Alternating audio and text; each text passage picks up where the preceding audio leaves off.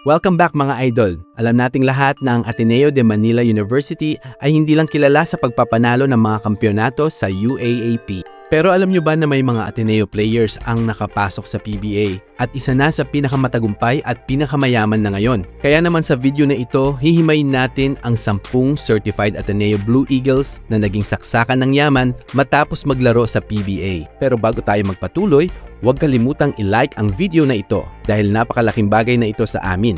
Maraming salamat po. Number 10. Von Pesumal.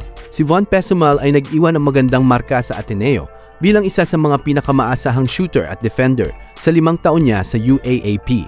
Noong 2016 PBA Draft, mabilis siyang nakuha sa Gilas Pilipinas Special Draft Round ng Global Port Batang Pier bago napunta sa malalaking prangkisa. Malaking tulong si Von bilang isang solidong role player sa mga koponan tulad ng San Miguel Beermen at Barangay Ginebra, kung saan sumahod siya ng milyon-milyong piso sa kanyang career. Sa ngayon, ang kanyang naipong yaman ay nasa milyon-milyong piso na talaga. Bukod sa liga, matalino rin niyang ipinasok ang pera sa mga lifestyle business at investments kasama ang kanyang asawa, ang kilalang beauty queen at TV host na si Laura Lehman. Ang kanilang pinagsamang hatak bilang celebrity couple ay nagdala sa kanila ng mga premium brand endorsements na patuloy na nagpapalago sa kanilang yaman ngayon.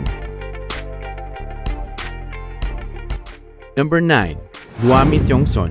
Si Duami Tiongson nagsimula lang bilang backup guard noong UAAP 4-peat era ng Ateneo mula taong 2009 hanggang 2012. Noong 2014 PBA Draft, naging kauna-unahang pick siya sa kasaysayan ng Blackwater Elite bilang 12 overall pick at nagkaroon din ng stint sa San Miguel Beermen kung saan siya nanalo ng 2 PBA championships bago tuluyang na-trade ngayong 2026 pabalik sa Terra Firma. Yumaman ng husto si Duami na maging isa sa mga elite guards ng liga.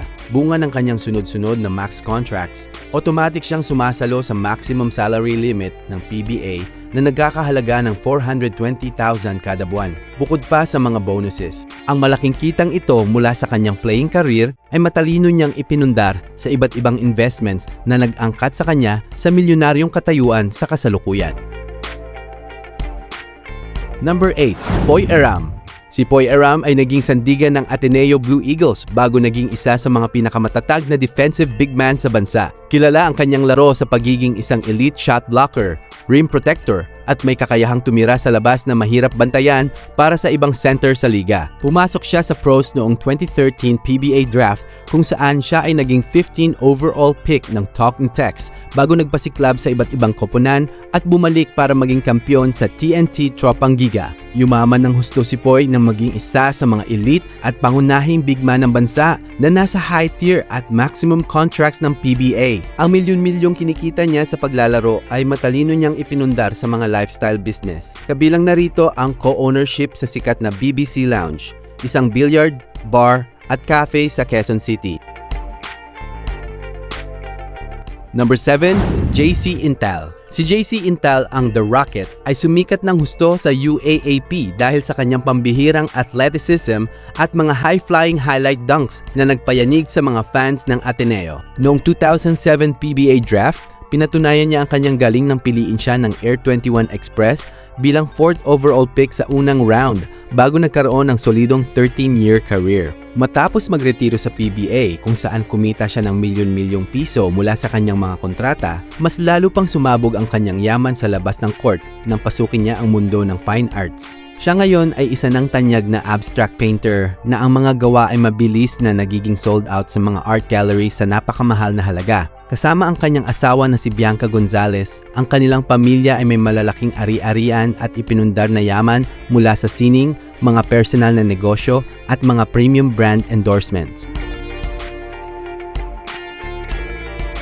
Number 6. Chris Newsome. Si Chris Newsome ay nag-iwan ng malaking marka sa Ateneo sa loob ng 2 taon niya sa UAAP dahil sa kanyang pambihirang lakas at talino sa court. Ang kanyang laro ay kilala sa pagiging isang all-around player na isang elite perimeter defender, may mataas na basketball IQ at may kakayahang bumitbit ng koponan sa mga krusyal na sandali. Noong 2015 PBA Draft, napili siya ng Meralco Bolts bilang 4th overall pick sa unang round, kung saan binuhat niya kamakailan ang koponan tungo sa kanilang kauna-unahang PBA Cup Championship bilang isang Finals MVP. Bilang pangunahing mukha at franchise player ng Meralco Bolts sa ilalim ng dambuhalang MVP Group, si Newsome ay garantisadong hawak ang pinakamataas na maximum contract na $420,000 kada buwan, bukod pa sa malalaking bonuses. Ang kanyang katanyagan sa loob ng court ay sinasabayan din ng kanyang pamumuno sa Gilas Pilipinas, kaya naman dinadagsa siya ng mga malalaking corporate endorsements at sponsorship deals na patuloy na nagpapasok ng milyon-milyong yaman sa kanya ngayon. Number 5. Kiefer Ravena. Si Kiefer Ravena ay tinaguriang The Phenom ng Ateneo matapos mag-uwi ng 2 UAAP Championships at 2 UAAP MVP Awards. Ang laro ni Kiefer ay kilala sa pagiging isang clutch closer na may pambihirang kakayahang umiscore sa kahit anong paraan at may pamumuno na kayang magpanalo ng laro sa huling segundo. Kaya naman noong magpa-draft siya sa PBA, siya ang hinirang na second overall pick ng NLEX Road Warriors bago dinala ang kanyang talento sa ibang bansa. Bukod sa kanyang malaking sahod noon sa PBA, mas yumaman pa siya ng pumirma ng mga dambuhalang multi-million contracts bilang sikat na import sa Japan B-League noong mga nakaraang taon. Siya rin ang kauna-unahang Pilipino na naging global endorsee ng sikat na Jordan brand ng Nike. Number 4. Japeth Aguilar. Si Japeth Aguilar ay nagsimula ng kanyang college career sa Ateneo Blue Eagles kung saan naglaro siya ng 2 seasons noong 2004 hanggang 2005. Kilala si Japeth bilang isa sa mga pinaka-athletic na big man sa kasaysayan ng bansa dahil sa kanyang pambihirang talino sa rim protection, mga dunks, at matinding depensa na naging susi sa maraming kampyonato ng Barangay Ginebra at tagumpay ng Gilas Pilipinas. Bunga ng kanyang sikat na pangalan at estado bilang isa sa mga mukha ng liga, si Japeth ay palaging nakapako sa maximum contract limit ng PBA na nagkakahalaga ng $420,000 kada buwan, bukod pa sa malalaking bonuses sa bawat panalo. Ang kanyang yaman ay talagang nasa $100,000,000 na ngayon dahil sinabayan niya ang kanyang sweldo sa liga ng mga dambuhalang commercial billboards, premium TV endorsements at mga serye ng mga matatalinong investments sa real estate kasama ang kanyang asawa. Number 3. L.A. Tenorio. Si L.A. Tenorio ay produkto ng San Beda noong high school at naging pambato ng Ateneo de Manila University sa kolehiyo.